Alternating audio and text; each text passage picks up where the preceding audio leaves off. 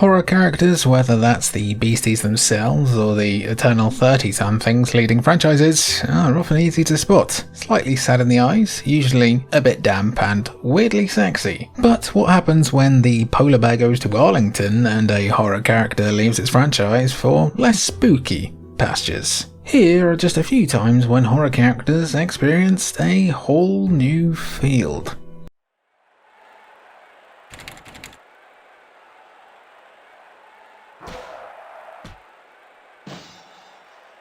Listen, do you guys remember Track and Field? You know, the arcade game that's probably considered by some to be the reason why arthritis develops later in life? Well, Track and Field depicted athletic sports via some extremely aggressive button mashing. The series dates way back to 1983 in arcades, but there have been several sequels and re-releases commissioned by Konami over the years. I've got a lot of memories of the PS1 games. However, the most interesting game in the series for this video is New International Track and Field for the Nintendo DS. Are we getting ahead of ourselves here? No. And yes, released in 2008 and developed by Sumo Digital, New International Track and Field changed up the formula by swapping traditional button mashing for the DS's patented stylus controls. There's plenty of original characters to choose from when picking your avatar, but with this being published by Konami, there are several guest characters thrown in for good measure. You can encounter some normal-ish characters like Solid Snake from MGS or Evil Rose from Rumble Rose, but then there's Pyramid Head. Yes, the big-headed manifestation of guilt that stalks you around Silent Hill 2 can also be controlled during the triple jump.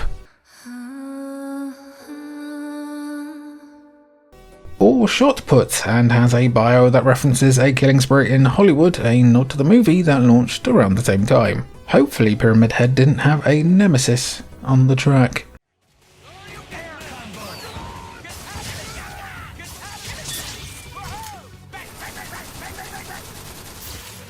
It is pretty obvious, but Marvel vs. Capcom isn't struggling for horror representations when it comes to the franchise's rosters, and that's without talking about Capcom's side of the story specifically. Marvel characters like Dormammu, Shuma Gorath, and even Venom have all embraced a horror tone over the years, whether it's in comics, movies, TV shows, and even video games. Still, the real Marvel horror is playing MVC3 and being on the receiving end of someone who knows how to play Sentinel. That's some scary stuff. But naturally, the Capcom roster also has plenty of horror rep. No, we're not just referring to Darkstalkers characters, though that's a horror fighting game and still absolutely counts, and still absolutely whips. As you'd expect, Resident Evil has been incredibly well represented during the course of Marvel vs. Capcom, with Jill Valentine appearing in MVC2, Albert Wesker being introduced in MVC3, and Chris Redfield being a core part of the roster since MVC3 as well. What's probably most interesting is the fact that Leon S. Kennedy, despite being the series' hottest poster boy, never appeared in Marvel vs. Capcom, but that's another story. Ultimate Marvel vs. Capcom 3 introduced Nemesis to the game as well, who then became a key part of the narrative of MVC Infinite, if anyone ever played that crap. Symbiote BioWs, anybody? That really got under my skin.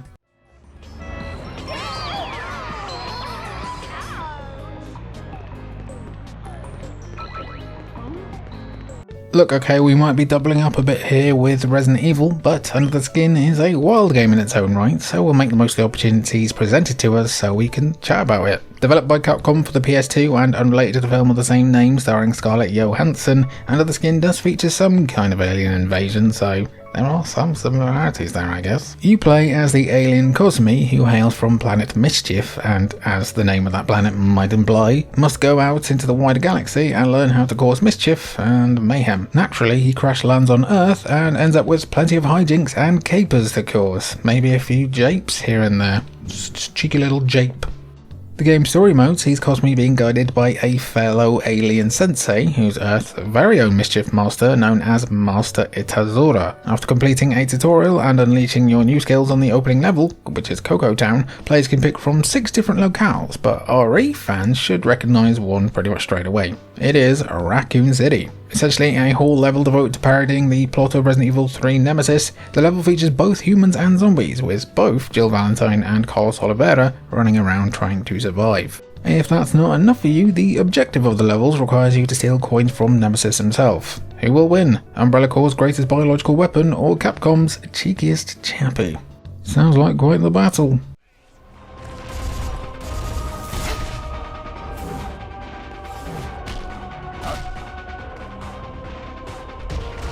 Depending on who you ask, PlayStation All-Stars Battle Royale was a horror game of its own for various different reasons. I liked it though, I quite enjoyed it.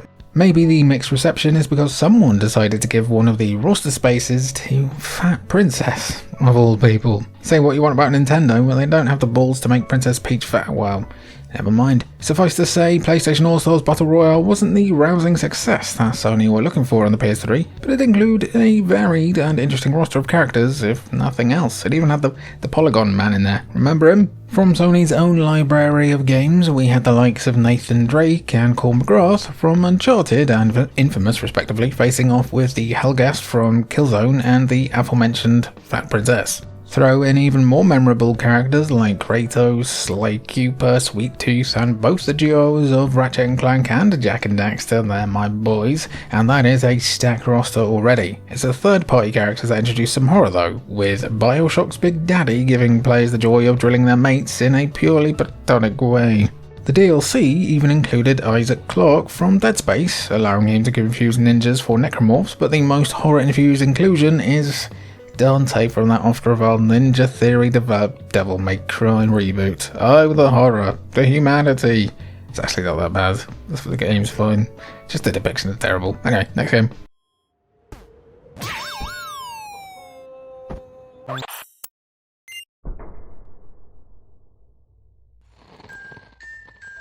Look, we're fully aware that we're about to alienate our core audience here by talking about a Flash game and also, you know, a game for young kids, so just bear with us for a minute here, please. Please, we can't take many more traffic hits, not in this algorithm. Developed by Puffballs United and released on websites like Newgrounds and Stickpage, Henry Stickmin was a series of comedic point-and-click adventure games where players control the titular character as he tries to survive a series of dangerous encounters. Spoiler alert, most of the choices in the 5 original games led to Henry getting killed in a variety of silly ways, leading to a lot of trial and error, but the genuine comedy and fun came in that experimentation. Plus, they were short Flash games, so who cares if you keep stumbling into bear traps and so on. The horror cameo in particular comes during Fleeing the Complex, the 4th game in the series when players are pursuing the presumed dead ending route. Players have to escape through the complex itself and are given an option to try and hide in a building. If they do so, they enter a darkened cell that's illuminated by the eyes and smile of one recognisable animatronic, and that's Freddy Fazbear. Naturally, this is a huge fail state, but the real cameo comes if you leave the fail screen alone for a few seconds, as it triggers the classic Freddy jump scare from Five Nights at Freddy's.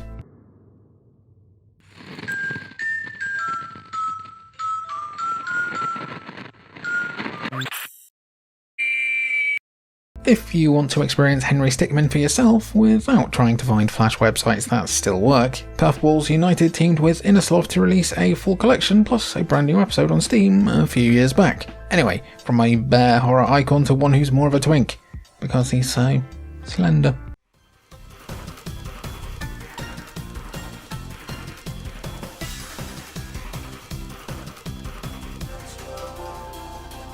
We don't need to run a full autopsy or recap on the Slenderman series here. Chances are that anyone who's watching this video will have either played one of the games or watched a YouTuber scream in terror while trying to collect those 8 pages. For a while, Slenderman felt like a new horror gaming juggernaut, gaining plenty of mainstream pop culture attention and even spawning a movie based on the character, but that momentum appears to have died out now.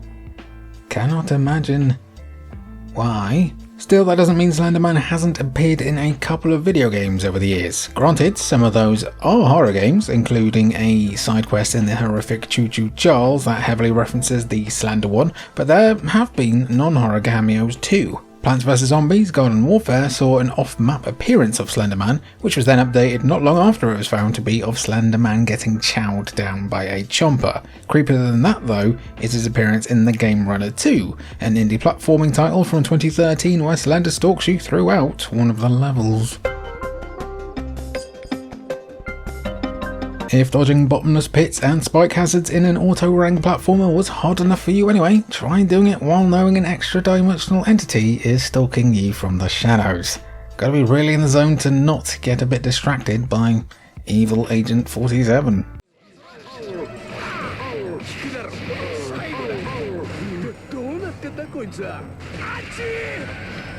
Okay, this is the last entry mostly dedicated to Resident Evil, we promise. Honestly, we could have done a list of times that Resident Evil characters have appeared outside of their own universe and still have enough to talk about for a whole last regular video.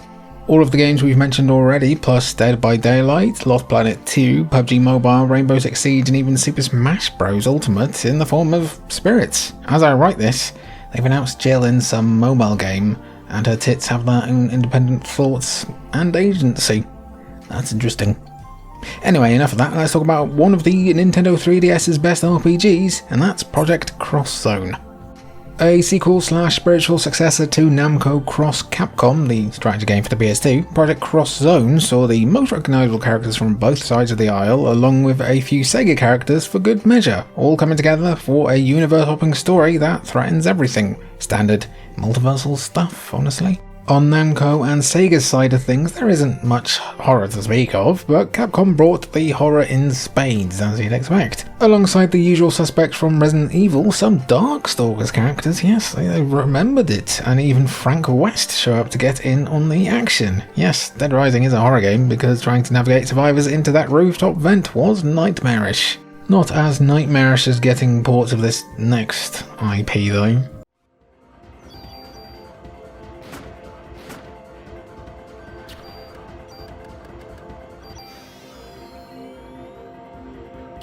Given that Parasite Eve is considered to be one of the more obscure games, from a big publisher on the PS1, relatively, speaking at least, you'd think that the lead character Aya Brea wouldn't appear in any other games as a guest. Clearly, they weren't big enough to have their own fully successful franchise, so why would they appear in another game? That's especially true considering that Square Enix have basically taken a locked-in-the-cellar approach with the Parasite Eve series as a whole after the disastrously received The Third Birthday on PSP.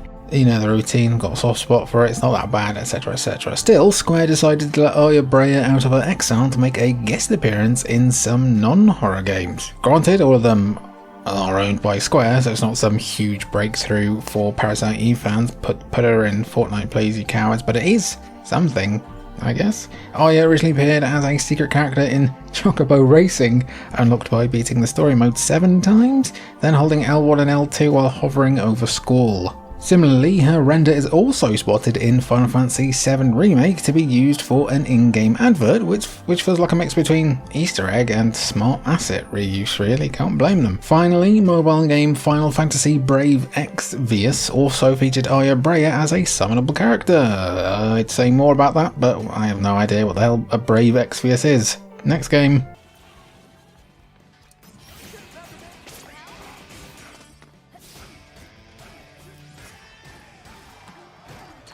Are robot versions of two horror characters appearing in another game entirely exactly the same as just normal horror characters appearing in the same game? No, obviously not. Hell, we don't even think that SEBAA and JSF001 from Hi-Fi Rush are meant to be exactly the same as Sebastian Castellanos and Joseph Oda from The Evil Within. Clean up the mess. And what a mess this one is. We avoided perilous injury. There are clear similarities there, based mostly on the fact that SEB is dressed like a grizzled detective and talks at length about the darkness in the world, while JSF still wears those dorky glasses that Oda wore throughout the first Evil Within. Fundamentally, they are separate characters, but you get an achievement called Have We Met Before for finding every piece of dialogue, suggesting they are familiar to you, and also how often do we get to talk about Hi-Fi Rush and The Evil Within? Not enough! The Evil Within is a weird one, but it and its sequel are still up there with some of the best horror experiences on PC and current consoles, and I think the second game is one of the best horror games of all time, generally. The lack of commercial success for the second game, that one I love, meant the series was put on an indefinite hold, but when Tango Gameworks made Hi-Fi Rush, they made sure to reference a beloved horror franchise with SEB and JSF, the HR investigators for Vandelay Industries. They are a loving nod in a game that's considered by many to be one of the best games of 2023, something Xbox would respond to in kind by closing the whole studio. Never gonna drop that one, but we are dropping into Tilted. That's right, it's segue time.